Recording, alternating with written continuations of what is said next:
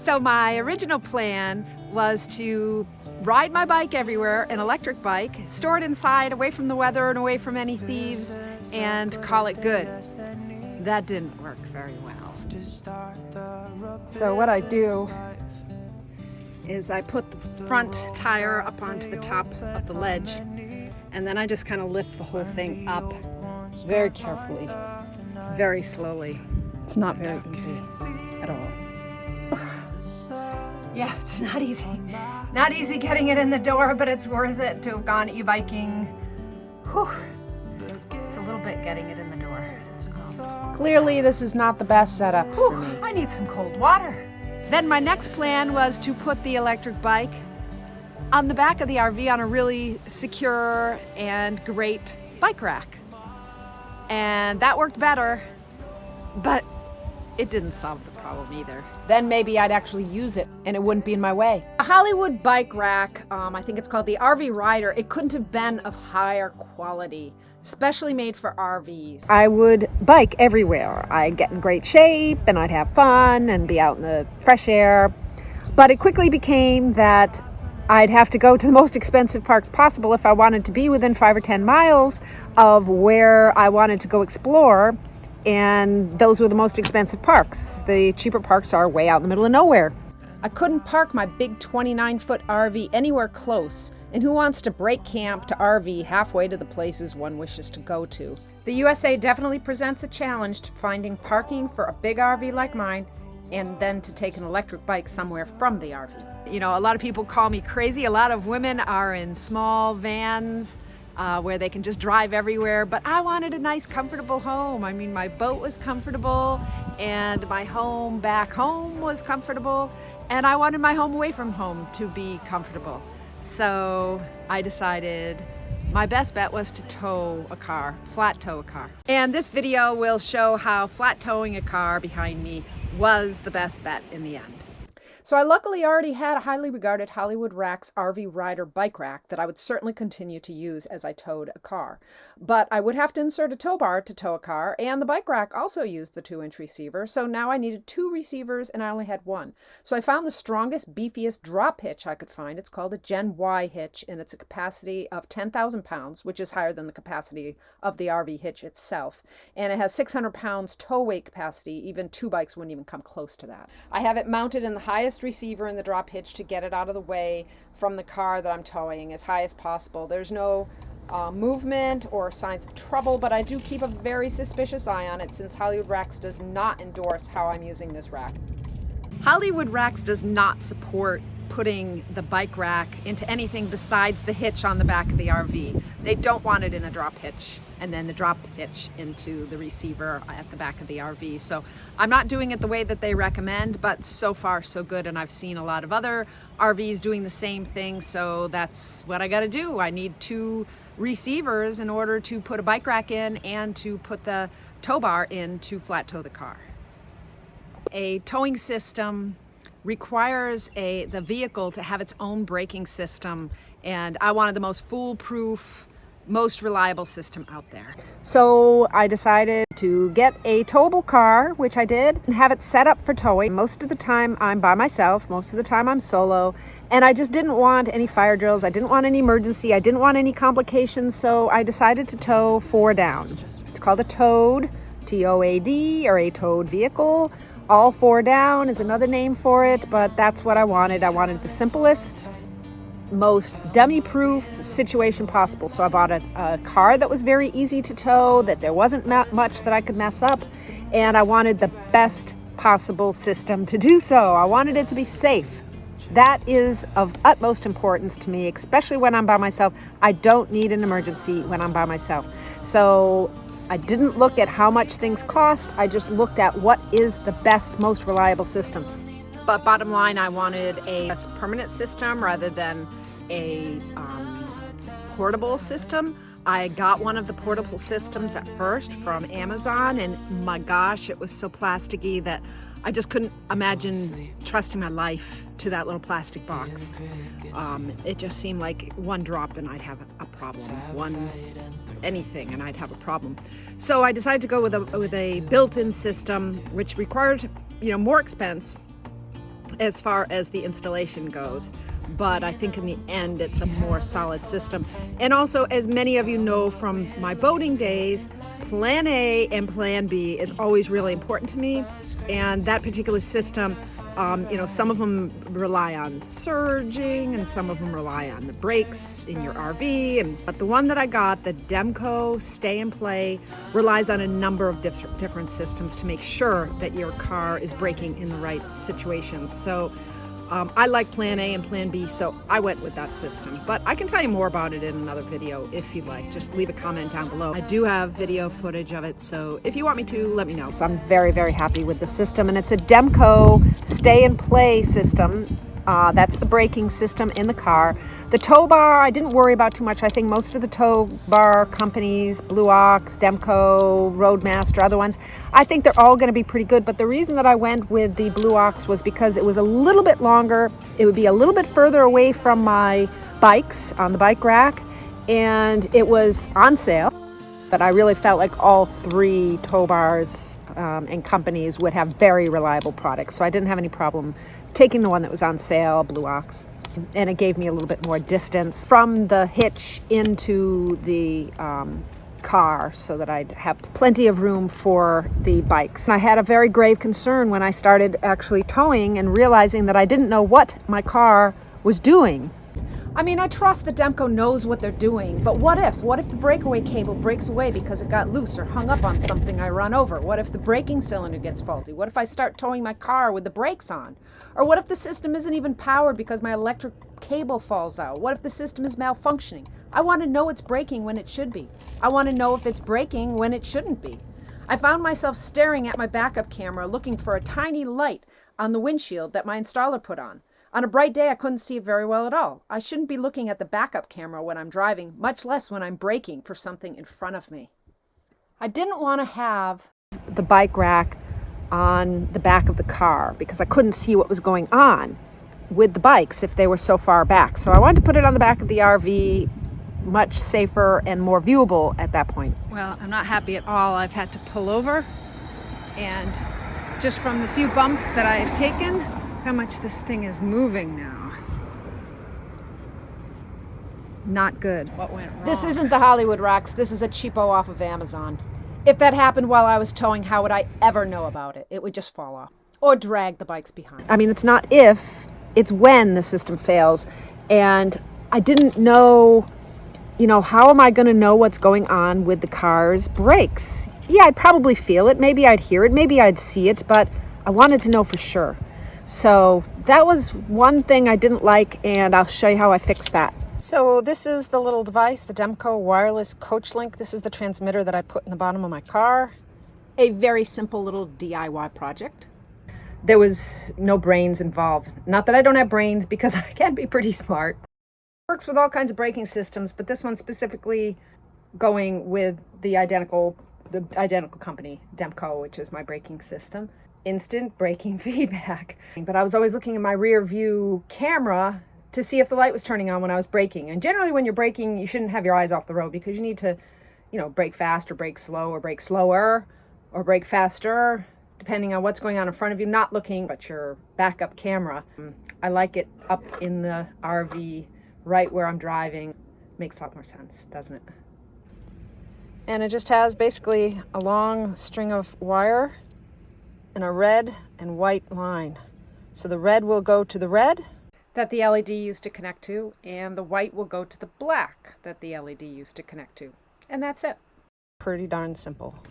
So I found this little bundle of wire was tucked up right up in here. So I took this out, and by golly, it is the black line that goes into here, just like we need. And the red line goes through, you see it going up there and right through the firewall. So this is definitely the black and red wire that goes to the LED light that is up here. But of course, and I put a black backing on it to see if I could make it see better, but that didn't help. And then I had to figure out how to get it out of here because it's taut and it's not coming out. But then I noticed that basically it came down here. So when I followed it from the bottom it basically went up this little strip right here. So I was able to pull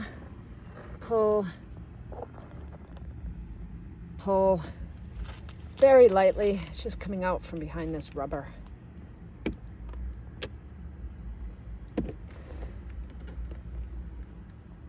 And then it disappears in there and just comes out the other end. So I can literally like snip it there and snip it there if I can't get it out. But I probably can pull it. I don't know, I still can't pull it now. So it's in there pretty well, but I don't want to disassemble this. There's also side curtain airbags, so gosh, that's all I need. So I think I won't do that. Got it out from up there.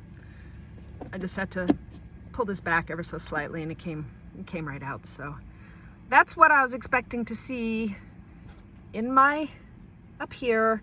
Some people put it on the back here. Maybe that would have been a good idea, but I'm not sure if this black would have, you know, filtered it out or what. So now it's completely removed. So I'm committed to this project now. I'm just going to unattach the red and black wire and then just reattach those wires to the new Demco wireless transmitter wires. So this is where I stuck it.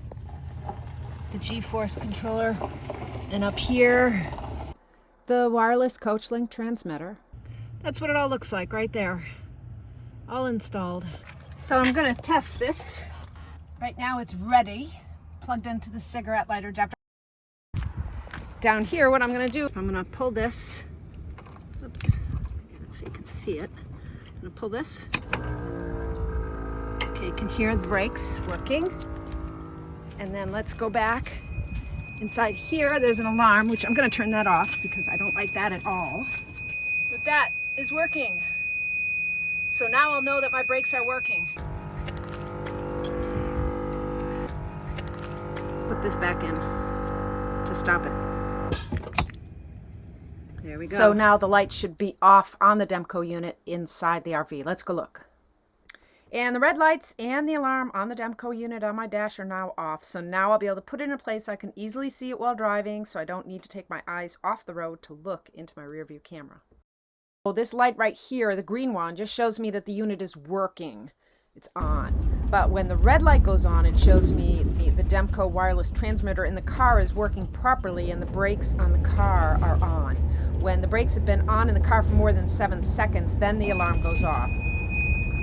With the Demco Stay and Play Duo system that I have, if the alarm sounds, chances are the system is set at too sensitive of a setting and I need to turn down the sensitivity in the braking system. Or it could mean that something else is wrong, like the breakaway cable has detached or the brakes are on when perhaps they should not be. Ready to get some music. I'll get that going before I go. Everything's powered on.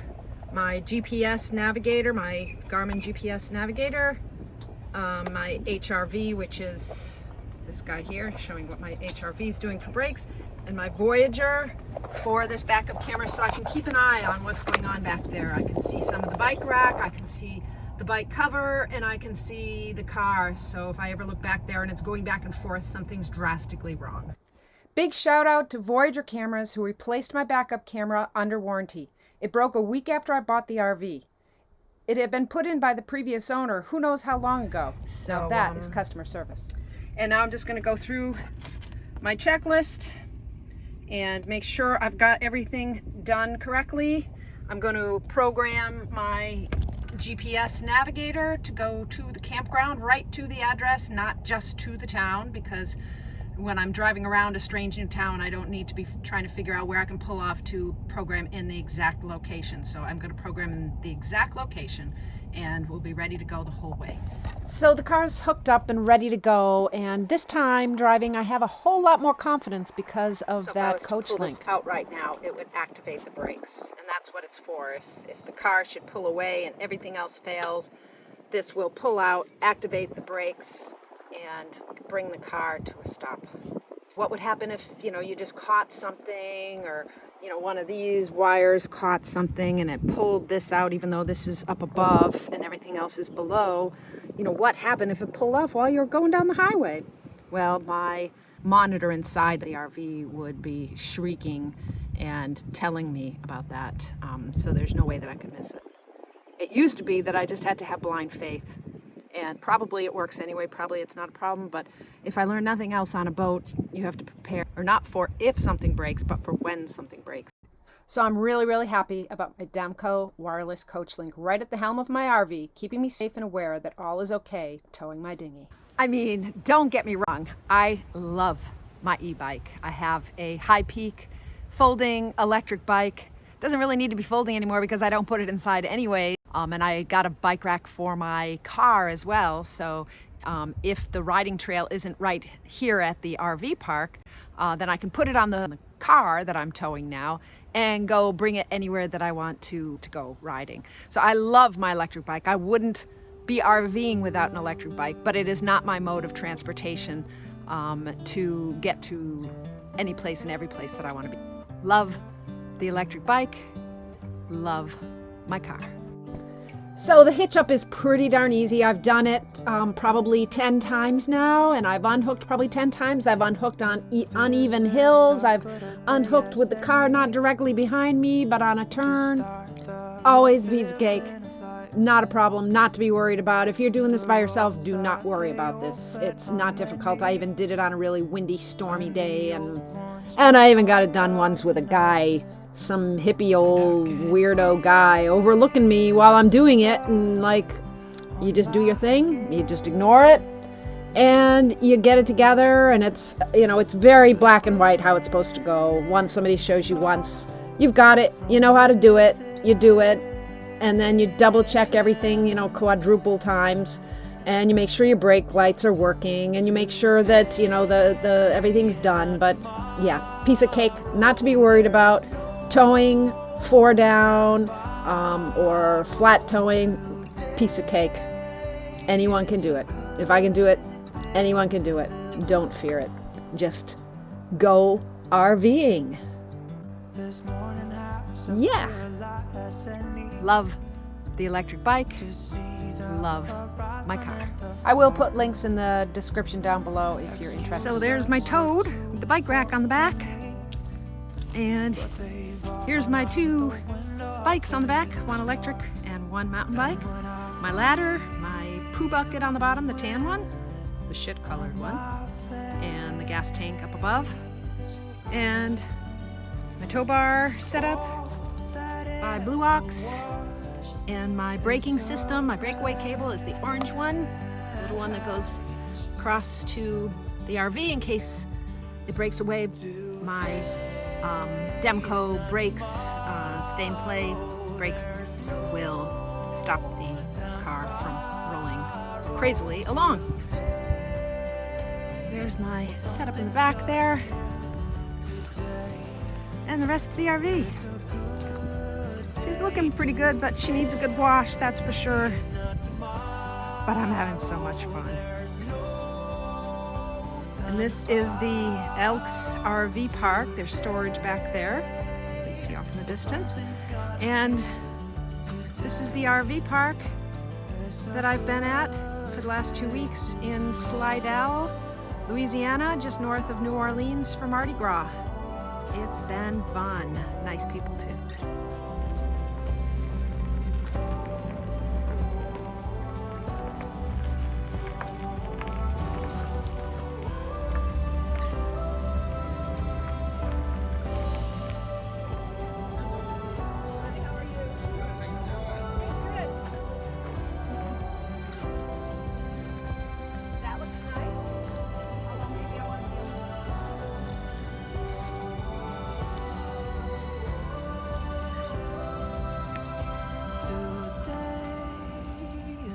Put it a little bit more this way, a little bit more.